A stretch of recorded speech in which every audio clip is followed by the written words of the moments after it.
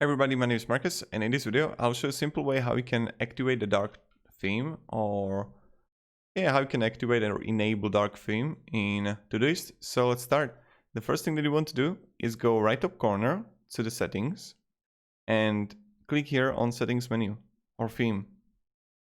It'll automatically get you on theme, and here you're gonna see dark, and then you can simply close it, and voila, here I got it, and it's like so damn pretty.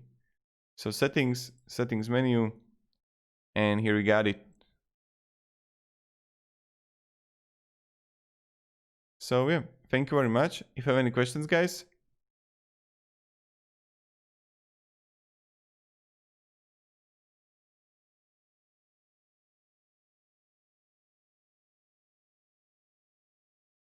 And yeah, goodbye.